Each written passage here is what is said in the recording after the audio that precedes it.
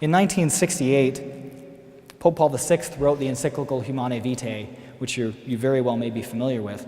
In Humanae Vitae, he talked about this subject and essentially said that Catholics are not able to use contraceptives. And a lot of people were surprised by this. A great number of Catholics in this country had even changed their position and their marital practice and had started using contraceptives because they believed that the Church was going to change its position.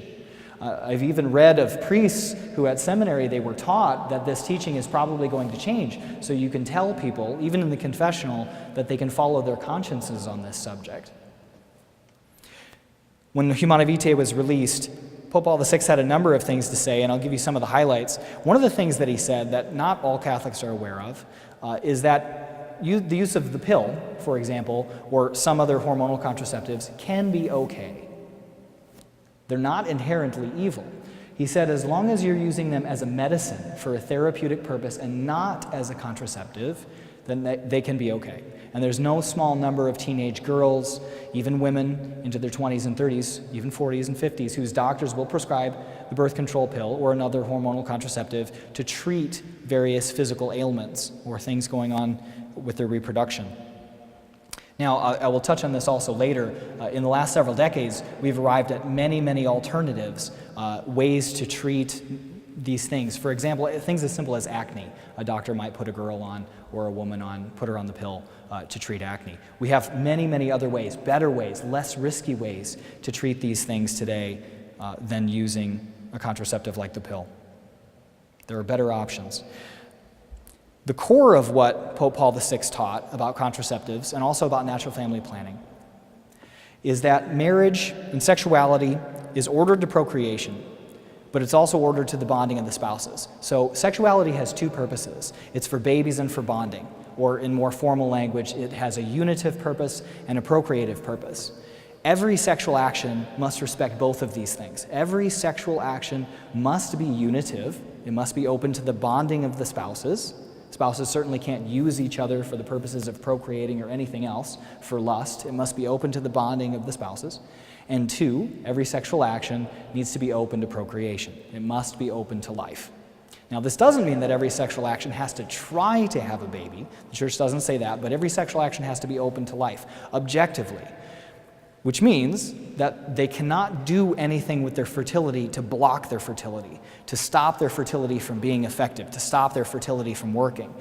So in that sense, it makes it open to fertility. Some couples hearing about the Church's teaching say, well, we're open to life, we're going to use the pill or another contraceptive, but if we would get pregnant, we won't have an abortion.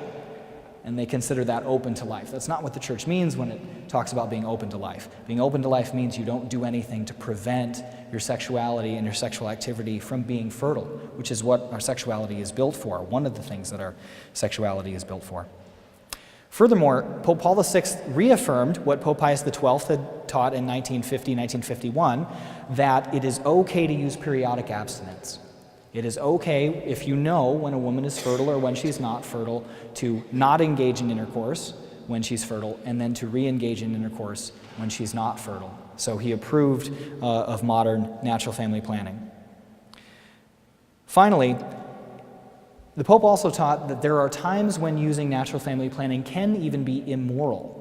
It's not okay to use natural family planning all the time. You have to have what the Church calls serious reasons to do this, because marriage and sexuality are ordered to procreation. They're made for building a family, for having more children. Just like the Father and the Son, their love brings forth the Holy Spirit, so husband and wife are supposed to imitate the love of God and be open to life and bring forth life and be fruitful.